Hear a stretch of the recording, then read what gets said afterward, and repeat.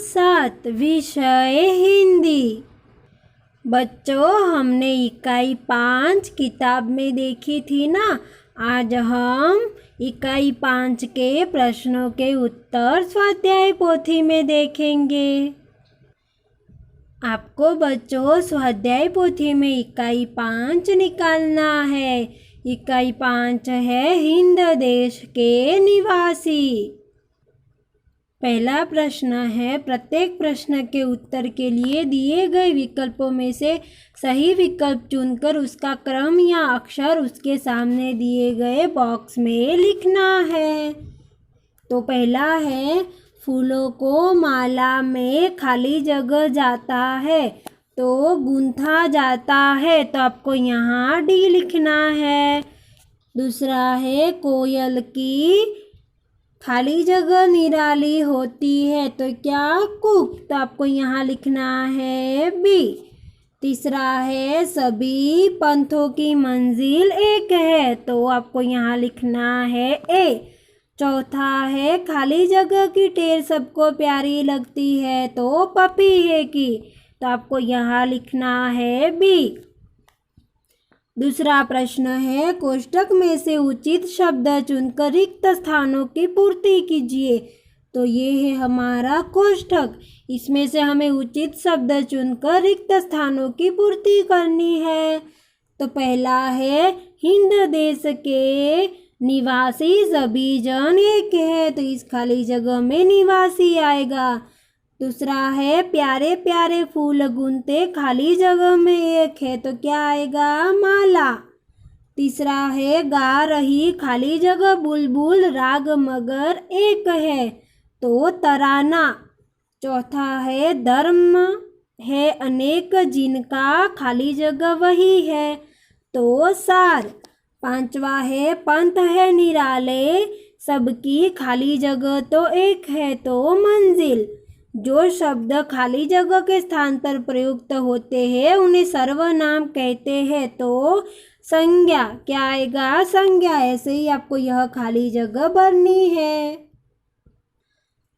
तीसरा प्रश्न है, सही वाक्यांश चुनकर विधानों को पूर्ण कीजिए। तो हमें सही वाक्यांश चुनने हैं। तो पहला है, विविधता में एकता, तो इसमें ये आ गया कि हमारे देश की विशेषता है, तो ये वाक्यांश आपको यहाँ लिखना है। दूसरा है, सभी धर्म एक समान है क्योंकि, तो क्यों है, उनका सार एक है। तीसरा है, अलग अलग नदियाँ सागर में मिलकर अपनी एकता प्रकट करती है, तो ये वाक्यांश यहाँ लिखना है। अब हम प्रश्न नंबर 4 देखते हैं। इसमें निम्नलिखित प्रश्नों के उत्तर एक एक वाक्य में लिखने हैं। तो पहला है, विविध प्रकार के फूल किस बात के प्रतीक है? तो विविध प्रकार के फूल भारत की विविधता के प्रतीक है। दूसरा है, अलग अलग फूलों की माला किसका प्रतीक है? तो हमने देखा था ना बच्चों कि अलग अलग फूलों की माला विविधता में एकता के प्रतीक है, यानी कि फूल अलग अलग होते हैं लेकिन वो माला में गूंथे जाने के बाद वो पूरी माला एक बनती है। तीसरा है, कविता में कोयल पपीहा और बुलबुल किसके प्रतीक है? तो कविता में कोयल, पपीहा और बुलबुल भिन्न भिन्न भाषाएं बोलने पर भी एकता के सूत्र में बंधे हैं, इसके प्रतीक है। चौथा है, सभी धर्मों का सार क्या है? तो मनुष्य को बुराइयों से दूर रखना और उसे उन्नत बनाना, यह सभी धर्मों का सार है। पांचवा है, माला में कौन कौन से फूल एक रूप हुए हैं? तो माला में बेला, गुलाब, जूही, चंपा, चमेली आदि तरह तरह के फूल एक रूप है। छठा है, हिंद देश निवासी कविता में किन नदियों का उल्लेख है? तो हमने देखा था ना बच्चों कि इस कविता में गंगा, यमुना, ब्रह्मपुत्र, कृष्णा और कावेरी नदियों का उल्लेख है। अब हम प्रश्न 5 देखते हैं। तो इसमें निम्नलिखित प्रश्न के उत्तर लिखिए। तो पहला है, हमारे देश की क्या विशेषता है? तो हमने कविता में देखा था ना कि हमारे देश में भिन्न भिन्न रंग रूप और पहनावे वाले एवं अलग अलग भाषाएं बोलने वाले लोग रहते हैं। इसके बावजूद यहाँ के लोग एक है। इस तरह विविधता में एकता ही हमारे देश की विशेषता है। दूसरा है, हिंदवासियों में कैसी विविधताएं हैं? तो हिंदवासियों के अलग अलग रंग और रूप है, उनके पहनावे अलग अलग है, वे अलग अलग भाषा बोलते हैं, वे अलग अलग धर्मों को मानते हैं। इस प्रकार हिंदवासियों में अनेक प्रकार की विविधताएं हैं। अब प्रश्न 3, नदियों से हमें क्या संदेश मिलता है? तो हमारे देश में अनेक नदियां हैं, उनके उद्गम स्थान अलग अलग है। उद्गम स्थान यानी कि जो जहाँ से निकलती है उनको उद्गम स्थान कहते हैं। तो वे अलग अलग मार्गों से बहती है, लेकिन अंत में वे सागर में मिलकर एक हो जाती है। इन नदियों से हमें यह संदेश मिलता है कि जैसे नदियाँ अलग अलग होकर भी एक हो जाती है, उसी यह हम भारतवासी अलग अलग होने पर भी एक होकर रहे। प्रश्न नंबर 6 देखते हैं। तो इसमें शब्द पंखुड़ियों को उचित क्रम में रखकर वाक्य बनाइए। तो हमने ये किताब में दिए गए अभ्यास में भी देखा था ना। तो इसमें हमें शब्द बनाने हैं। पहला एक वाक्य इससे बनेगा। तो क्या वाक्य बनेगा? हम भारत देश के निवासी हैं। और एक वाक्य इससे बनेगा। तो कोयल की आवाज़ मधुर होती है। और एक वाक्य इससे, तो फूलों की तरह हंसते रहना चाहिए। तो ये 3 वाक्य तीनों फूलों पंखुड़ियों से बनेंगे। और अब आगे देखते हैं। गोले में से शब्द चुनकर अर्थपूर्ण वाक्य बनाइए।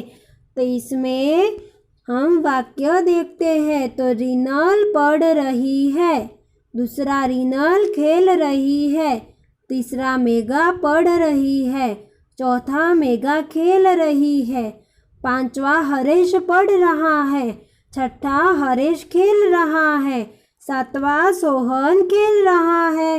तो ऐसे ही आपको वाक्य बनाकर लिखने हैं।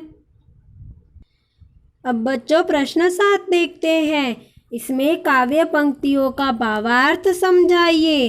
तो हमने देखा था ना, तो पहली पंक्ति यहाँ पर दी गई है कि हिंद देश के निवासी सभी जन एक है, रंग रूप वेश भाषा चाहे अनेक है।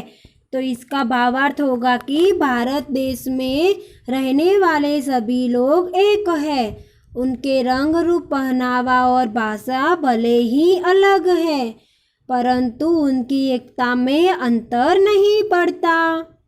अब 8वां प्रश्न देखते हैं। तो औरत और लड़की के स्थान पर क्रमशः आदमी और लड़का रखकर परिच्छेद फिर से लिखिए। तो यहाँ पर हमें औरत की जगह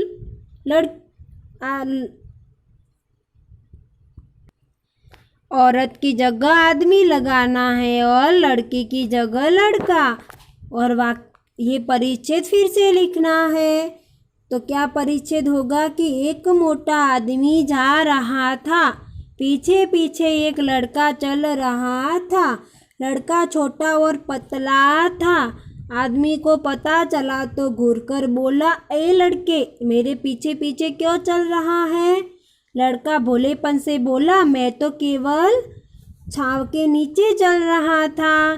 तो यहाँ पर हमने औरत की जगह आदमी रखा और लड़की की जगह क्या रखा? लड़का।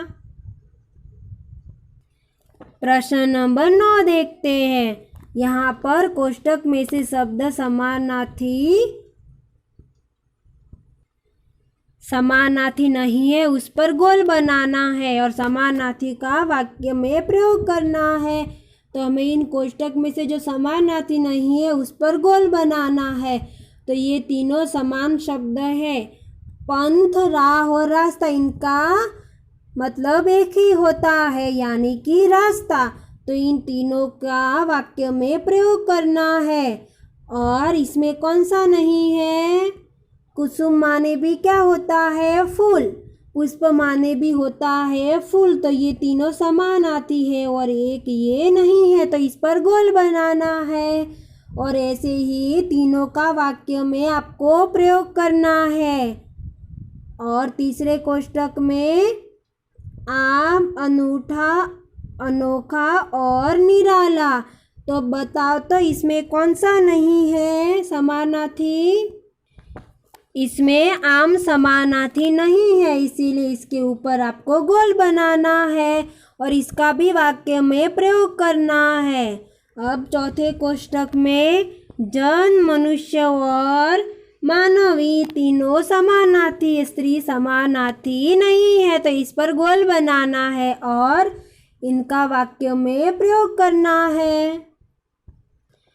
तो बच्चों यहाँ पर आप देख सकते हैं कि वाक्य में प्रयोग इस तरह आप कर सकते हैं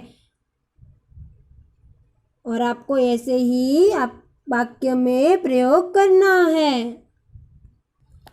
अब हम प्रश्न नंबर 10 देखते हैं। तो निम्नलिखित वाक्यों को पढ़िए और बोलने वाले, सुनने वाले और अन्य व्यक्ति को सूचित करने वाले जिन सर्वनाम का शब्दों का प्रयोग किया गया उन्हें अलग छांट कर लिखिए। तो बोलने वाले, सुनने वाले और अन्य व्यक्ति के लिए जो सूचित हुए सर्वनाम है उनका हमें अलग छांट कर लिखना है। तो पहला है मुझे बल्लेबाजी में मज़ा आता है। तो ये मुझे क्या है? क्या है बच्चों बताओ तो? सर्वनाम। ये खुद के लिए, बोलने वाले के लिए प्रयोग किया गया है। दूसरा है हम मैच जीत गए। तो ये हम क्या है? सर्वनाम। तीसरे में क्या होगा सर्वनाम? तुम। चौथे में तुम्हारी। पांचवे में वह और छठे में उसने। तो ये सारे बोलने वाले, सुनने वाले और अन्य व्यक्ति को सूचित करते हैं। अब प्रश्न नंबर 11। इसमें निम्नलिखित वाक्य पढ़िए और खुद के लिए प्रयुक्त सर्वनाम शब्दों को छांट कर लिखिए। तो ये खुद के लिए जो शब्द सर्वनाम प्रयोग हुए हैं उनको लिखना है। तो यहाँ पर पहला है अब राजीव स्वयं बल्लेबाजी करने आया। स्वयं क्या है? खुद के लिए प्रयुक्त हुआ सर्वनाम, तो यहाँ लिखना है स्वयं। दूसरा है मैं अपने आप चला जाऊंगा। तो अपने आप। वे खुद चले गए। तो क्या आएगा यहाँ पर? खुद। चौथा है वह आप ही चला गया। तो आप। क्या आएगा? आप। और बच्चों आपको प्रवृत्ति भी दी गई है। इसमें मेरा भारत महान विषय पर 10 पंक्तियाँ लिखनी है। तो जैसे हम लिख सकते हैं मैं भारत का हरदम सम्मान करता हूँ, यहाँ की चांदनी मिट्टी का ही गुणगान करता हूँ, मुझे चिंता नहीं है स्वर्ग जाकर मोक्ष पाने की, तिरंगा हो कफन मेरा बस यही अरमान रखता हूँ, अनेकता में एकता इस देश की शान है, इसीलिए मेरा भारत महान है। तो आप ऐसी पंक्तियाँ हमारे भारत पर लिख सकते हो।